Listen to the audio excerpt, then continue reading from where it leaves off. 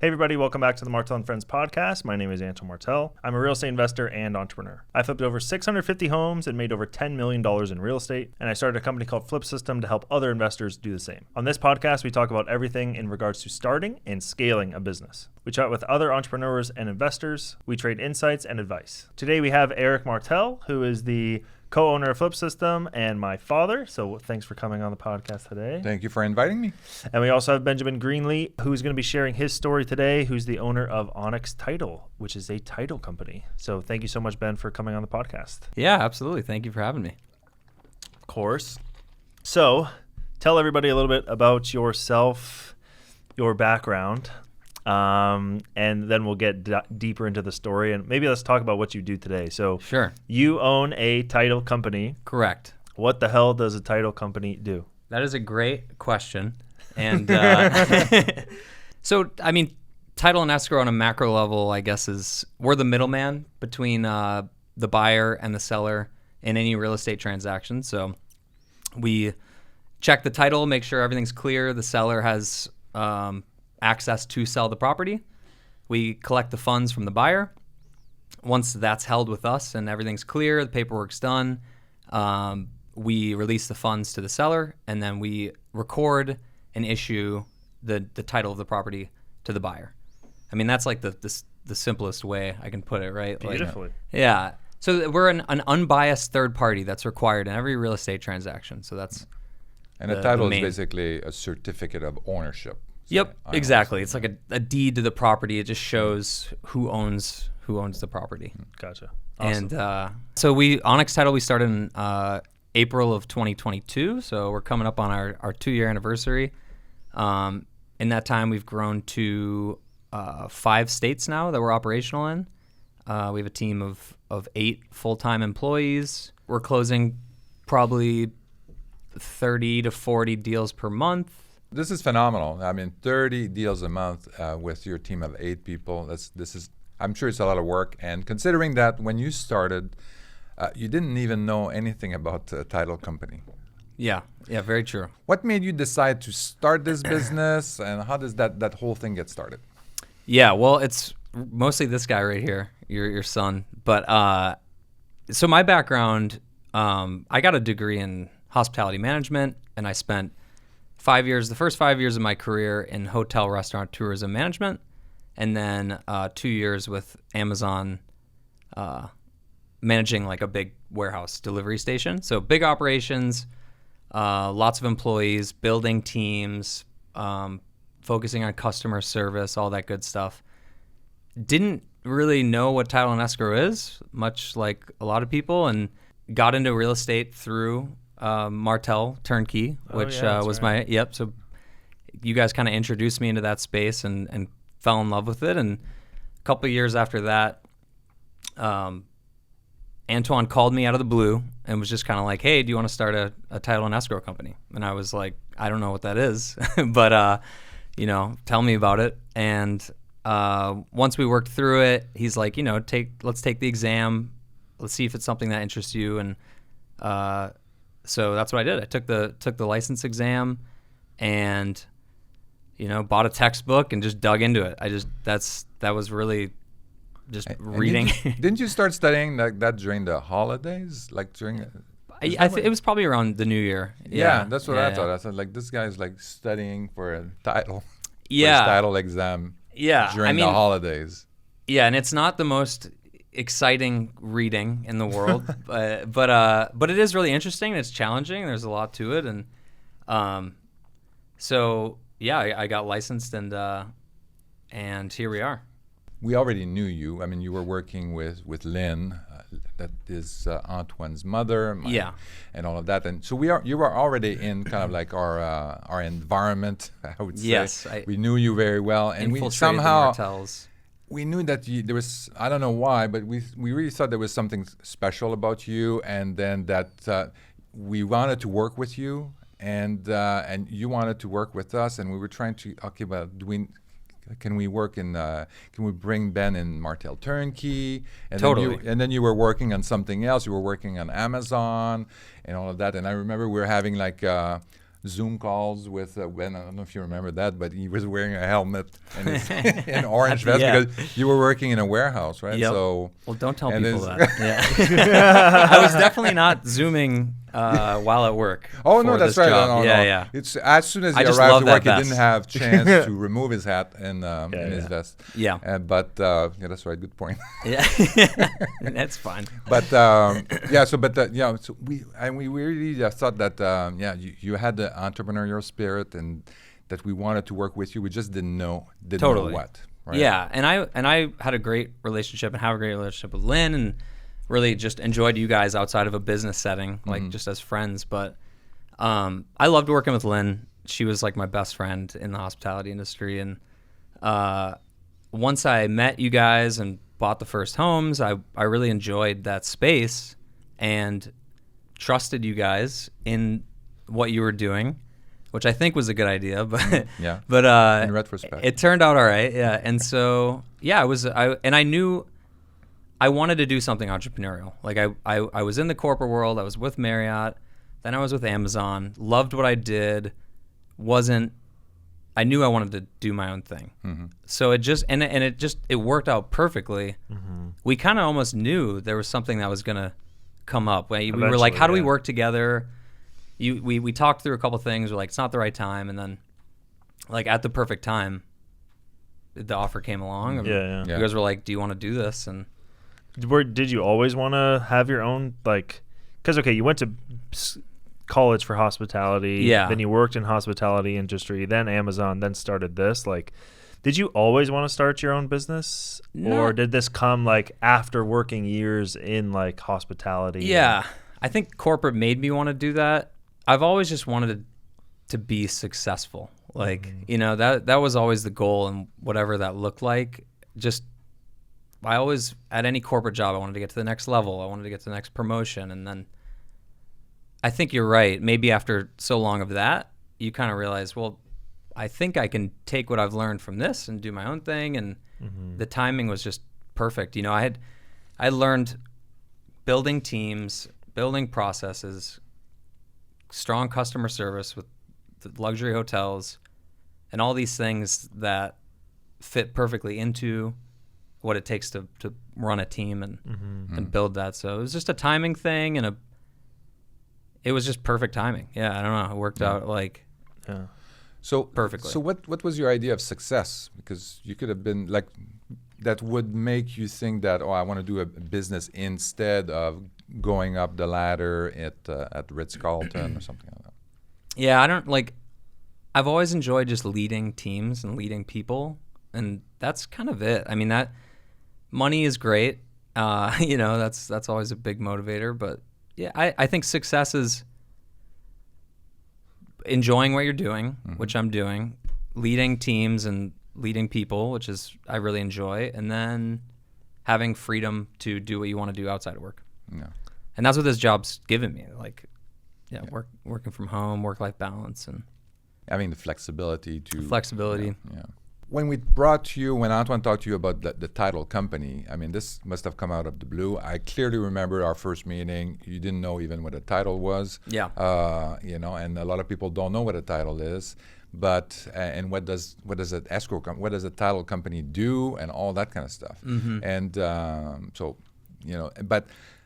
so were you looking for? Obviously, you were not looking for a specific kind of industry to go in. You were just looking to start a business, any business in anything that made sense. So, what did you have any criteria for the kind of business you wanted to start, or not really?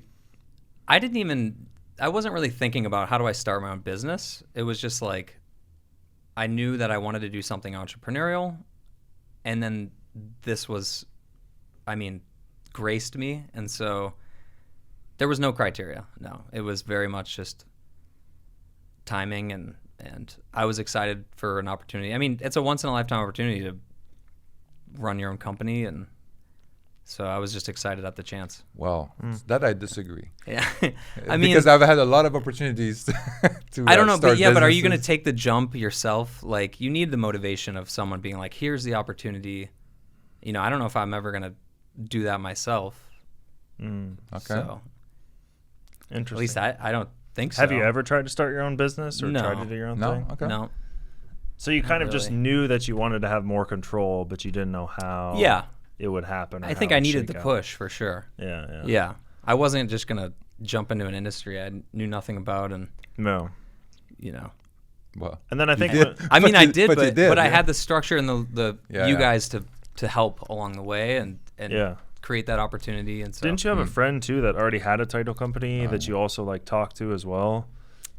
You had a friend that was in the title industry and was sharing some insights around that. Remember? No. Yeah, I remember that. Yeah. You had one of your friends or something like that was like in the title business. Oh, in the title industry. He was more real estate. Real estate, like construction management. Yeah. He was in that space. So yeah, that was helpful. I definitely I talked to a lot of my friends were in startups and like I reached out to them and picked their brains and that friend was a great resource to ask about the insanity and he tried to talk me out of it. It didn't work and here we are. So you were working full time, good company, good benefits, all that kind of stuff, and then Antoine did such a good sales job on that company that you said, okay, I'm gonna throw all of that away and start from the beginning, and you decided to be successful and you're gonna make it work. And what was it like that transition and from what the hell did I say? Yeah, really. It was pretty much, hey, Ben, you want to start a title company? That was about it. No, I wish I had that recorded. Yeah, I'm sure it was a hell of a pitch. The transition was very exciting, and luckily, I have a wife with a good job. We didn't have kids yet, still young. It just I think 3 years from now, I would have said no. But when you're young and you don't have as much responsibility and you have a stable wife, that really helps. That allows you to take some risks. So. Yeah. And what do you think is like, now that you've been in the title business for a little bit, like what do you think makes Onyx Title a little bit different than the other title companies that you've like met or chatted to or heard stories about that makes Onyx different?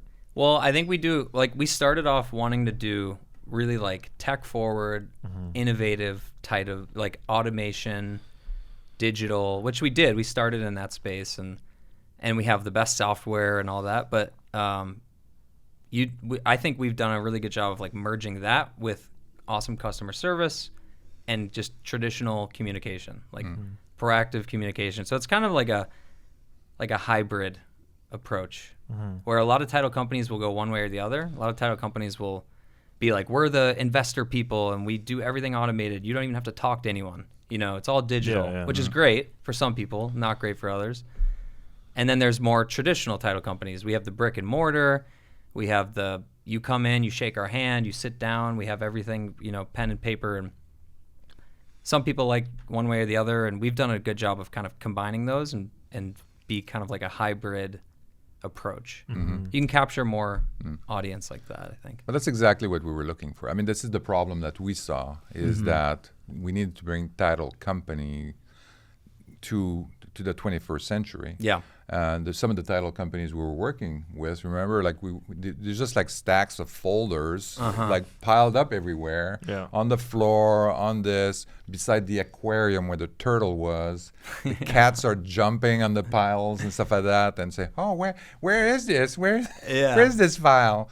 It was insane. I mean, we visited one of those title companies that we were using. Yeah, it's like, she's like moves her cat off the piece of paper. Oh my God. Here it is. It's and crazy. then you're wondering why. Oh yeah, with the closing documents, why they're always wrong. There's always something missing. There's always an error in the thing, and so that's costly, and that doesn't look very good also. And that's why we were talking about it. We said we need to bring this thing to this this century. This needs to be modernized. And if COVID did one good thing, it was help that along with remote signings, and so a lot of people are doing that now. But it's pretty antiquated. Like the industry's old school, traditional, and this progressive, this innovative title company that we have. That's all I know. And we're constantly running into people that are like, I've been doing this for 30 years and I've never done a remote online signing. Oh my God. You know, and I'm like, that's all we do. That's all I know. That's the norm for us.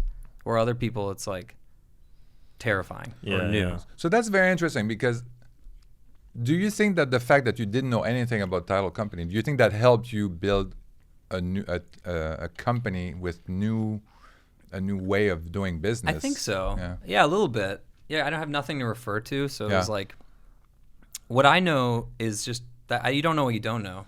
I had to rely on the team that we hired to be like, how do you do this? Like, how did you guys do it? Well, you're the boss. Yeah, exactly. But I mean, you know, you get their insight, and it's like the title process you can break up into pieces, or you can have one person do it start to finish. And so it was nice because I didn't know anything. I'm just like, you know, first I learned the process. I did it from start to finish, learned how to do it. And then I could choose like, okay, I think these pieces are more important, or I think this deserves its own role. And then, I didn't have anyone in my ear like, well, this is the way to do title and escrow. It was I had the freedom to choose roles and, you know, prioritize things. Yeah, clearly you were limited also by kind of like what was required by the job, by the company and the law. Yep. But you had freedom on how to do it. Yes, exactly. Like who's doing what, and I mean, it's a really like, there's a lot of laws involved too. You're like issuing insurance. There's a lot of compliance stuff. It's mandated by, you know, the state, and so there's the bond and all that. Yeah. But I think too, like it's such an interesting business because you can go from, let's just say you never met us and you wanted to go start your title company, and you had a friend that was a realtor doing 40 deals a month. Yep. And he's like, Ben, go start a title company, buddy. It's like you can be up and running in 4 months with how much invested? $5,000, $10,000. Right. Like, and then you get the software, which is probably the more expensive than the bond and the license and all that. So you can start a title company with 10 grand. Yeah. As long as you do just a one-man show, one-woman show, like running this whole thing. It's totally. Like, it's an insane like thing that nobody, you know, like we have all these people that are like mobile notaries and doing this and that. It's like, if you're a realtor that has all these realtor friends, it's like, let's start a title company. You can just go off and do all your own orders, and it's pretty crazy. Getting licensed is tough. I mean, you gotta like, that exam was not fun to take and not fun to learn. You know, I read a textbook this big, front to back, a lot. But and the most important thing, like you said, is having some business built in when you start. Like if you don't have that, it's not gonna happen. Yeah. You know, you kind of need that.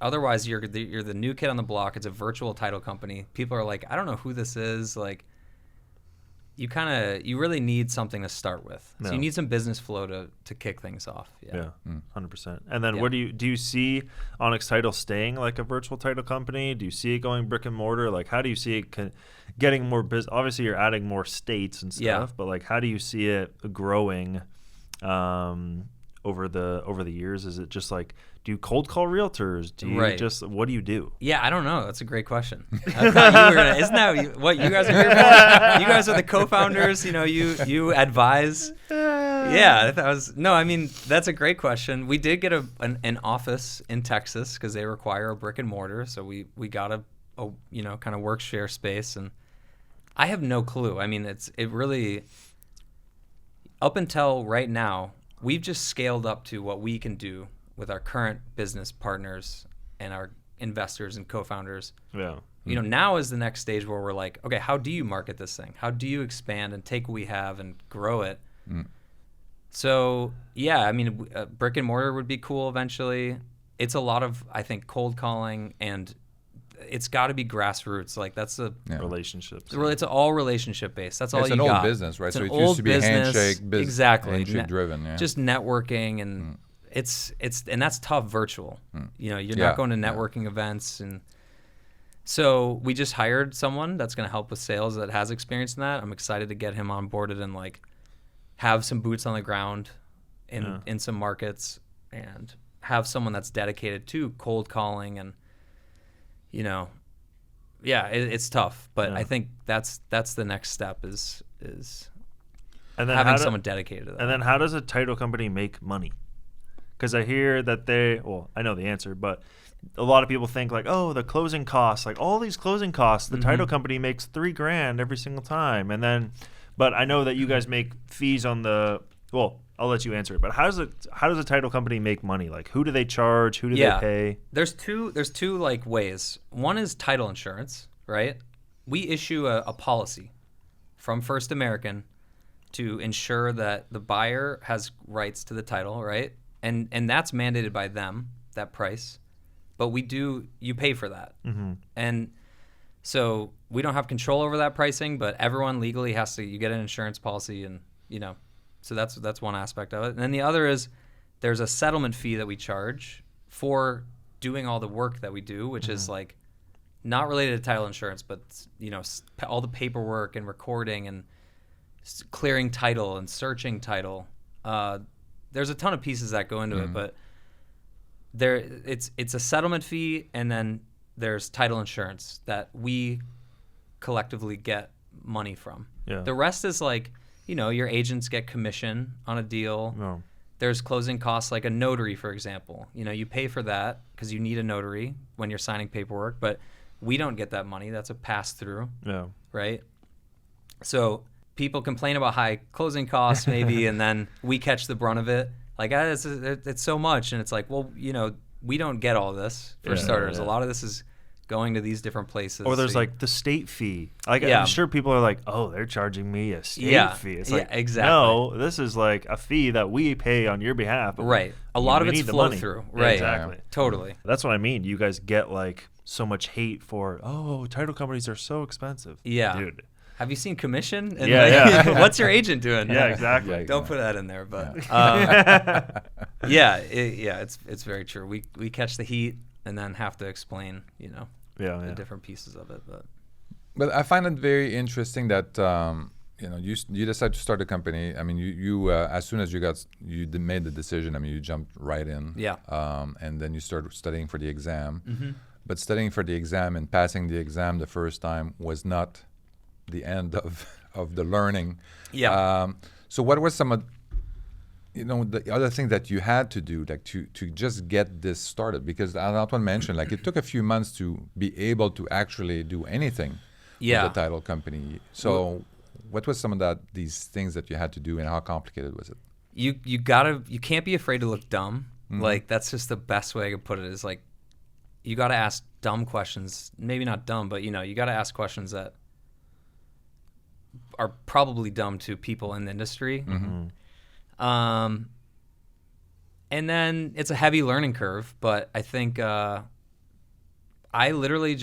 dove in and I learned the process from start to finish in the fire with the help of you guys along the way, right? We had a lot of calls advising, but I really learned trial by fire under the guidance of co-founders, and did that for the first 2 months until I really understood the process. It's I think that's the best way, because I was not gonna. You can't really hire people to run a company that you just don't know how to do that job.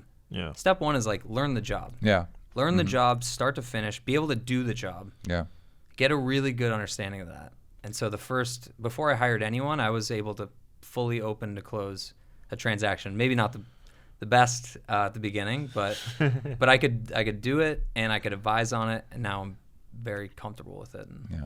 But you had to pass the test. Then you had to be registered with the state. The state. Yep. And then, but there was a lot of other things too that you had to do.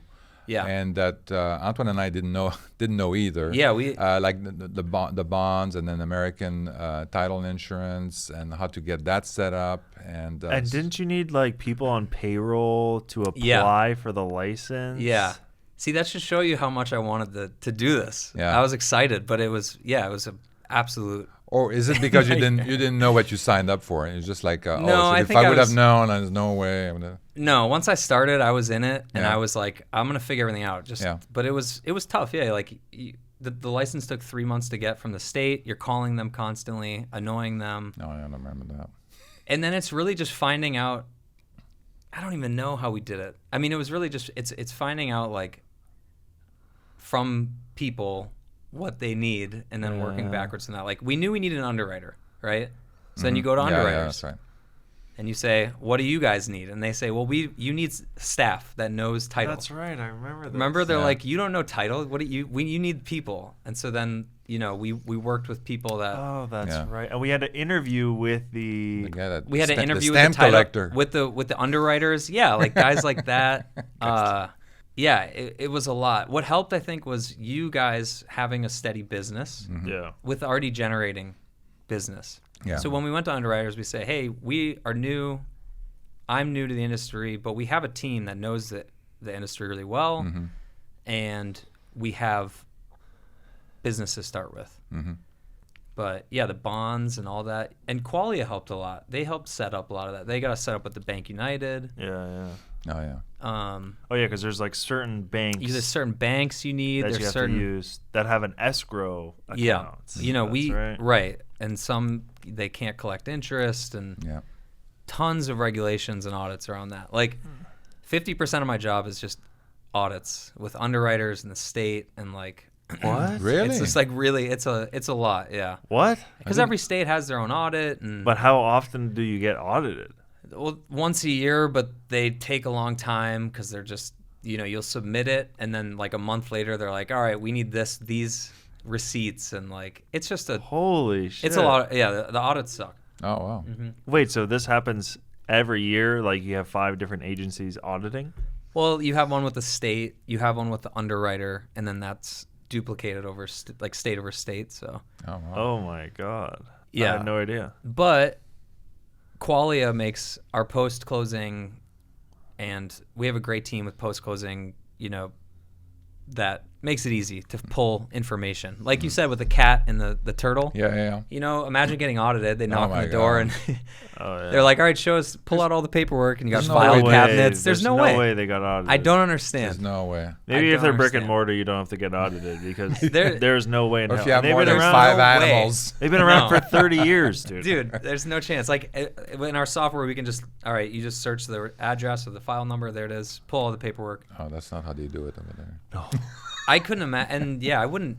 My team are before the software era. They are paper. They're like old school like that too. Wow. And I'm like, I wouldn't do this job without the software. Like I wouldn't have been able to do that. Yeah. And then so now for you personally, like what is your favorite part of like, now you left your job, you own this business, it's doing well, and now it's like I feel like it's finally on that point where it can actually grow and scale up. Now that you kind of have like everything's going great at that 30 to 40 deals per month.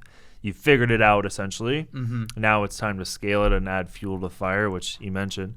But like for you personally, like what do you see yourself doing within the business? I mean, obviously you should get the hell out of auditing. But like, do you see yourself like as just being that, like you mentioned that a couple times, but being that team builder, or do you see yourself more in like sales or marketing, or do you do you want to start doing orders, or I think it changes. The first year was really learning the process and how do we build a team around this process. Yeah.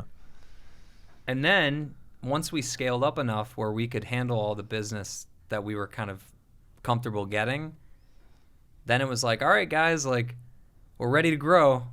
Well, we built the product, and the product looks great. And then it's kind of like, all right, where's the business? Like, we just built this amazing thing. We got bandwidth. We're all excited to grow. And then I realized really quick, it's harder to get business than you thought, and especially in a virtual world. Like it's so in the last 6 months or 3 to 6 months, I've transitioned more into that sales and starting to look at marketing stuff and setting up a CRM. Like we just set up a CRM. I didn't even know what a CRM was 6 months ago. Like, which is crazy. I don't know why you didn't tell me this. Why didn't no one tell me what a CRM was? Why did you ask? I didn't know.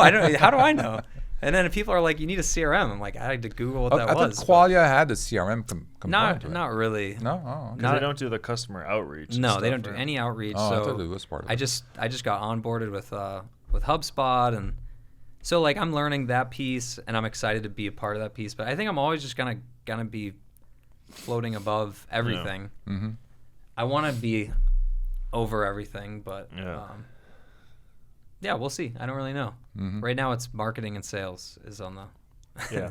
And you just hired the first person to really focus on that. Yeah, 100%. I'm really excited about we brought on someone with a lot of experience that built up a startup in a similar space and is just really a go-getter and is going to be dedicated to cold call and networking and going to conferences, and he's already well networked, so I think that's really helpful. But yeah, I'm excited for him to come in and help out with that. Any particular niche, any particular customers that you're going after that are especially good for Onyx? Yeah, or do you deal with market? Yeah, because I know our business is obviously a lot of investors, but like, have you guys also gone the more retail buyers, or you do not really deal with that? Not as much yet. We'd like to. So we're setting up, as you guys know, an ABA, which for anyone that doesn't know, it's like a legal way for that agents sign up and buy shares of a company, and they can get revenue through that by providing business, because it's illegal to give kickbacks to agents for sending you business, right? Mm-hmm. So that's a thing. It's a common practice. So most agents do it. But yeah, we have that set up that in the next few months will help get traditional business like through agents. But yeah, we've been in the investor space, as you guys know. Yeah. Really, and that's a great space to be in. It's quick. It's not a lot of hand-holding. You know, first-time home buyers, for the most part, that are moving in, like, you're working with investors that know and just can get things done really quick, which is great. But yeah, we'd like to branch out. We would definitely want to branch out. We want to be able to do traditional, conventional, investor. Yeah. So. And I mean, investors, they're going to buy multiple houses a year, and if you go with the retail, they're going to buy one house every 10 years. That's why the agents are important, because you're not really marketing to a buyer or seller of a home, that does it once every 5 years or whatever. You really got to get connected with the agents. And as a title company, do you charge different things? Are you able to legally charge like whatever you want? Like if you're dealing with a first-time home buyer, are you able to charge double? And then when you're dealing with an investor, no. Like it's based on the title insurance. We have no control over. That's mandated by the underwriters. Settlement fees we do, and that's based on maybe like the type of transaction. If you have a lender, it might be more expensive. If it's a cash deal, it might be cheaper. But prices are pretty consistent. Not the value of the house. That affects the title insurance amount. Okay. That's what dictates that. But the settlement fee, we're pretty hands off on that. It's pretty consistent. And it's tough in different markets. We have people that are like, this is way too expensive, and then you don't hear from other people. They don't care. It's a good price. So I don't know. We'll get into a new market, and I'll get calls like, this is too expensive. Like, what is this? We're not closing with you guys. And it's like, all right, well, let us do some, comp. Yeah. And then how do you do comp? You get quotes from other title companies in that city, and yeah, interesting. How did you select the markets, and how are you going to select the future markets? How are you going to decide which markets to expand to? I just follow you guys for the most part. That's about it. But you're already there. But you also do business in Texas. We're not doing anything in Texas. So how did you choose Texas? We had our few states that we were getting business in from our current partners and founders, and then it's kind of like you let the business decide where to go next. Like if you get a relationship with someone and they're like, hey, I'm doing business in Texas. I'm doing 2 deals a month in Texas. Are you guys licensed there? No, but we'll get licensed there. I'll get licensed there tomorrow, and we'll learn it. So you just kind of adapt to where I think clients have business. How easy is it to get licensed in other states? Some states are really easy. You can get it in a day. Some are a nightmare, and it's impossible. Let me guess. California's a nightmare. California's impossible. There we go. I knew it. Remember when we were first starting and we looked at asked about California, and they were like, it's an act of God to get licensed in California. So yeah, like Texas took a couple months.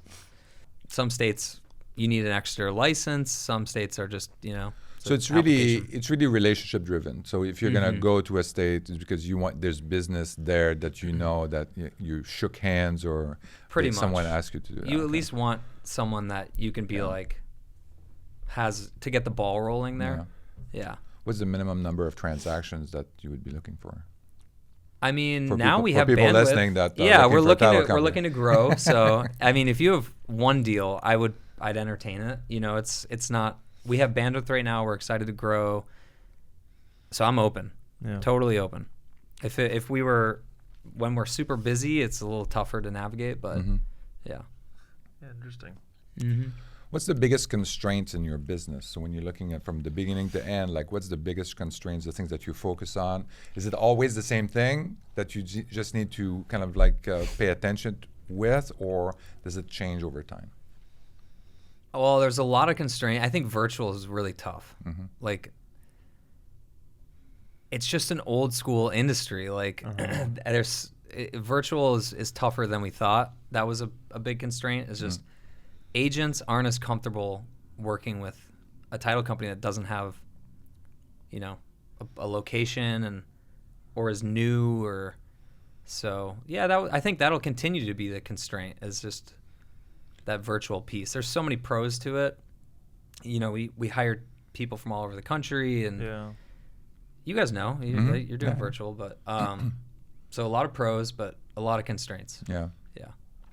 What about like the new generation of realtors and brokers? That I hope they're a little more, you know, more open. Yeah, to, I hope they're virtual. more open. Yeah, for so? sure. Yeah. I think they will be. Yeah. You marketing? Are you marketing to them a special way to? Not necessarily. We're marketing to everybody right now, but I mean, eventually I'm sure we'll have some strategies around that, but it would be nice for that to continue to be progressed, the industry as a whole. Yeah. Like you starting this business venture, was there anything like new skills or new anything that you've kind of learned how to deal with, or no anything? Had it all. Yeah, all the skills. Had it all down. Wow. It was all locked in. No, definitely. Like I think leading a team virtually, and you guys maybe can empathize, but that's pretty tough. I've always been in office in person. You know, you need to have a meeting with someone. You sit them down in the office, whatever. And virtual is tough. It's built more on trust. You really got to. You can't micromanage. It's easy to get riled up, but you can't see what people are doing, and so that's been interesting. But we have an awesome team and a ton of trust and a ton of communication. So, but skills, not anything that comes to mind. I think just being organized, any kind of organization, being disciplined. Yeah, discipline's tough. Yeah, you gotta. I guess when I don't have a boss. I forgot that's new. I mean, and you have to go through legal stuff and then talk to the state. I mean, that must be, it's painful enough. That is painful. When you're on your own doing that, it's just like, and then you don't know the answer and you don't know what the state is asking you for. I remember some of these discussions, like, I thought I'd given you that. Like, what do you want from me? Yeah, you really need to, when you don't have someone you can always, like a boss, that you can just be like, how is this, what do you do in this situation? You have to be like aggressive and just try stuff. You know, you just got to get on the phone, call the county, right? Like literally just sit on hold with a random county in Michigan until the recording office answers and you ask specific. I mean, that's just the only way is start asking questions and get aggressive with it. Like that's the biggest difference between working the 9 to 5 and being an entrepreneur. A 9 to 5, I mean, you have a boss telling you what to do, and then an entrepreneur, you make things happen. Yeah. If you don't do anything, nothing is going to happen. So you can't just wait. So that, to me, that's the biggest difference. And I think in order to do that, you have to be very motivated. You have to be organized, and you have to be disciplined, and go getter. Yeah. And I'd like to think of myself as those things. Absolutely. But I think that's one of the things we saw in you, is that you were really. No, I appreciate it. Yeah. Well, I wanted it. I mean, I still want it, and it's a passion for sure, and when you have that, it's easy. But you gotta get in the trenches and just again ask. Don't be afraid to look dumb and ask questions. Yeah, I mean, that's it. That's all you can do.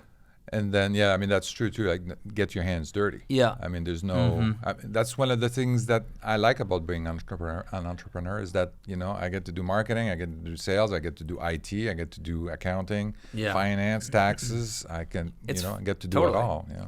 Yeah, and you rely on the team too. The team knows more than me on a lot of stuff, right? Yeah. They've been working in this industry for 20 years or whatever. So we do a lot of, we ask them about their ideas, what they want to do, and a lot of brainstorming, and they know more than me, and so you have to rely on them, which is maybe a pro in itself too. Like, it depends. Like, I think it's a little bit.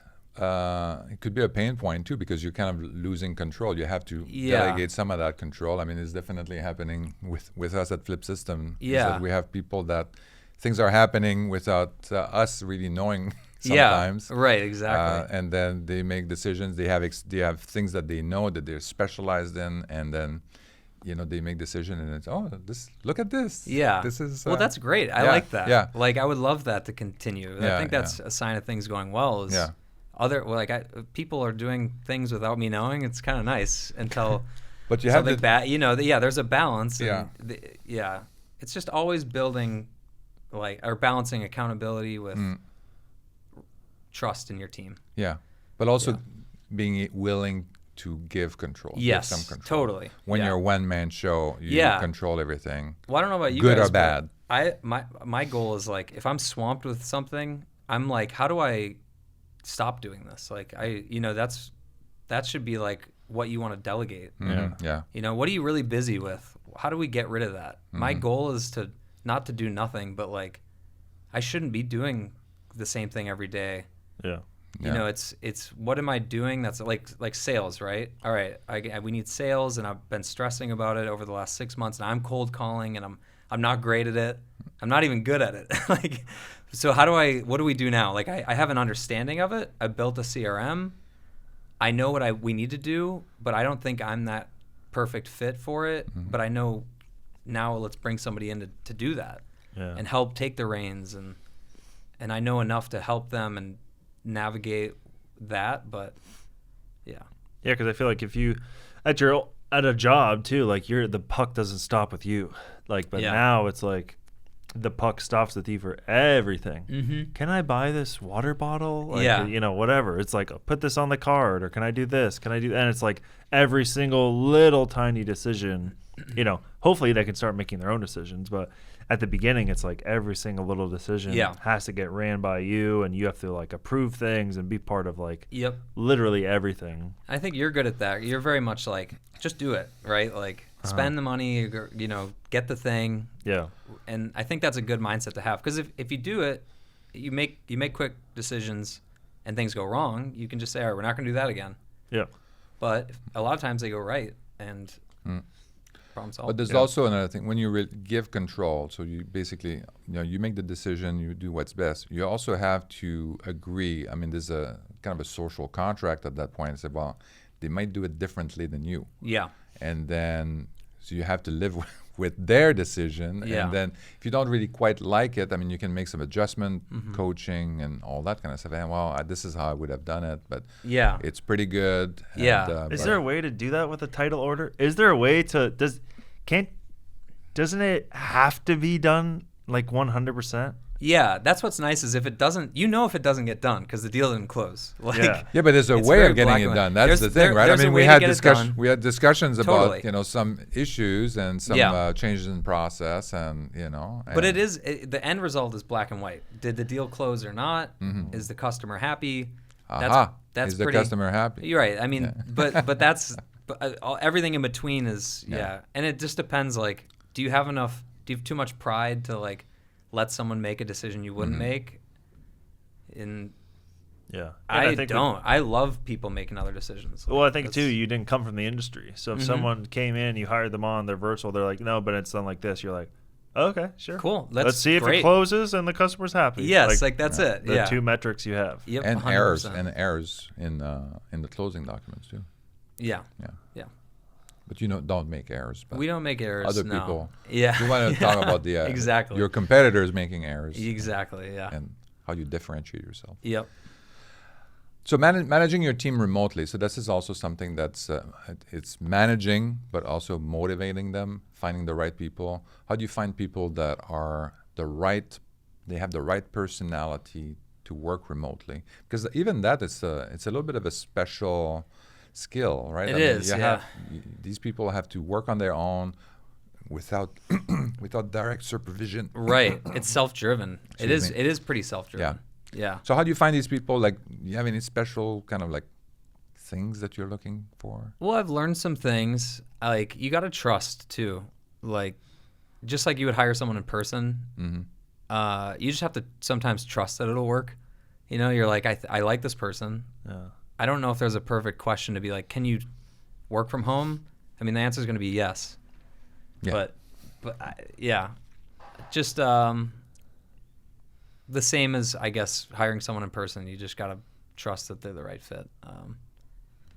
I don't think there's a great and then you can factor. You can monitor through this. You have to have some way to and there's accountability. Measure that they're working and all that kind of stuff. Yeah, but it is tough to do virtually. You know, you can't have a pizza party.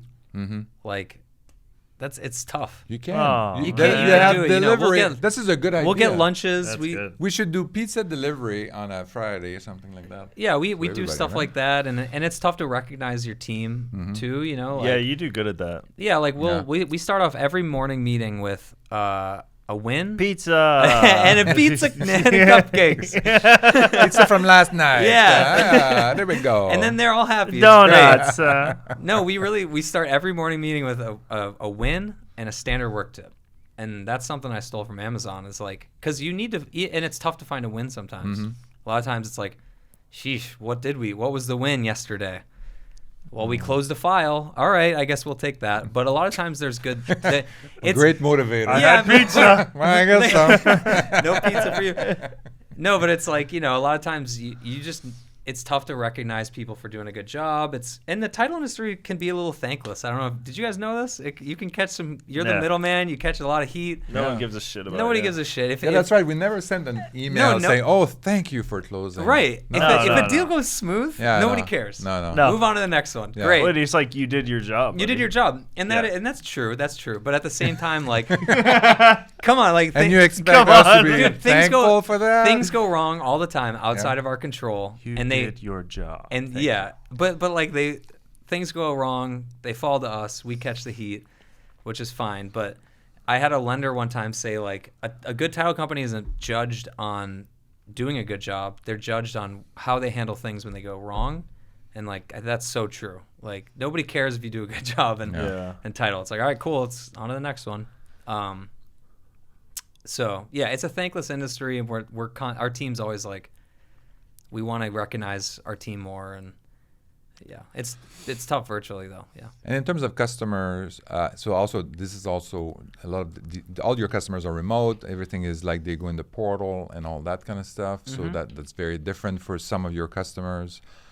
And then I know you worked at Ritz-Carlton, where customer is everything, and then you had a lot of different learnings from that. Were you able to take any of these kinds of lessons from Ritz-Carlton, Amazon, and all that? And I mean, you mentioned Amazon already, but maybe from Ritz-Carlton about customer service, and bring that to Onyx. Yeah, I mean, a lot in luxury hotels, you deal with tough customers, tough clients, as you can imagine, and it's the same with real estate. There's a lot of money involved. When money is involved, there's a lot of emotion involved and urgency, right? And so it's the same with the hotel. You have someone at the front desk yelling at you because they didn't get the room on time or whatever. And you just learn to, kill people with kindness, really, is like the best thing is. God. And, yeah. I mean, you guys maybe have the luxury of pushing back on certain things, but again, it's such like a relationship-based thing, and we're so small that it's important to really keep people happy. So yeah, I took a lot of stuff from the Ritz-Carlton, how I answer the phone, or simple things like that. But, and have you trained your team to kind of like do the same? Yeah, they have a similar mindset, and they're all really passionate about customer service, and they're really good about dealing with tough customers. So Was your first job out of college like front desk at a hotel? It was like managing a mini bar, like a pool bar restaurant at a country club. Where at? In New York. New York City? Yeah, well, on Long Island. Oh, wow. Yeah. That was like, I would say, my first real job. But I don't know if you can call it that. Yeah. That was like a party. Dude. It was a party. It was awesome. I can imagine, yeah. All right, fine. My first real job was the Ritz-Carlton Cleveland. And that was front desk and housekeeping. Cleveland? Mm-hmm. Oh. Yeah. Front desk and housekeeping. Like rooms operations. So housekeeping. Yeah. You didn't clean rooms. Yeah. I cleaned rooms. Oh, you did? I cleaned a lot of rooms. Sure. Oh, yeah. Yeah. So when I started scrubbing toilets, and now here we are. So there we go. Wow, that's a title, right? Yeah, exactly. Yeah. From toilet scrubber to title company toilets at the owner. Ritz-Carlton. CEO. Hold on. Yes. Yeah. Cut out the Ritz-Carlton. Yeah. Well, it definitely humbles you. It's a humbling thing. It's hard work. And then did you get because then you were in the Ritz-Carlton. Then is that when you moved to Ritz-Carlton Half Moon Bay? Yeah, I was with the Ritz-Carlton Cleveland for a year. And then I went to the JW Marriott in Minneapolis. Worked there for 2 years. And then the Ritz-Carlton Half Moon Bay. Oh, wow. Yeah. Crazy. And then how did you go from the Ritz-Carlton to Amazon? Well, this thing called COVID hit, right? I don't know if you guys have heard about this thing, but it's I mean, it shut down the industry, and a lot of people lost their jobs, unfortunately, and it was just tough times in the hotel world. And I was like, well, God, I wanted to get out of hotels anyways. It's a tough work-life balance, and so that did present an opportunity, because at the time, if you remember, Amazon was blowing up. It was taking over. Though everyone was just ordering online. Yeah, nobody was going to the store. Yeah, they were. And managing a big delivery station is with hundreds of employees is somewhat similar to a hotel. It runs 24/7. You have a huge workforce. It's fast paced and process driven, and so yeah, it transitioned pretty easily, but. That's the main reason. Yeah, I mean, you went from suit and tie to orange vest. To orange, high-vis vest. Yeah, absolutely. High-vis vest. High-vis vest. Whoa. It's high-vis. Wow. I throw a little slang at you. You guys, whoa. Are you keeping with it? I call that orange. That's warehouse stuff. Well, how bad is that? High-vis. Yeah, that was a great job, though. It was fun. It was tough to leave. Really? It was tough to leave, for sure. I'm sorry. Yeah. Oh, yeah, but I'm sure it was. It was. I enjoyed it. Yeah, it was fun. Yeah. Well, yeah, we in the news we hear about different things from Amazon about how hard it is to work for them and stuff. But yeah, they're pretty structured and Yeah. hardcore with their processes. Mhm. Yeah. Okay. Cool. Taught me a lot, for sure. Well, thank you so much for coming. Yeah, absolutely. On the podcast. Thanks for having me. Appreciate it. What's the best way for people to reach out to you and reach out to Onyx Title? You can always email us at contact@onyxtitle.com or visit us at www.onyxtitle.com. And yeah, I guess that's it. Awesome. Sweet. Thank you so much for coming. Yeah, thanks for having me. Thank you. For more entrepreneurial stories just like Ben's, be sure to like and subscribe, and see you on the next one.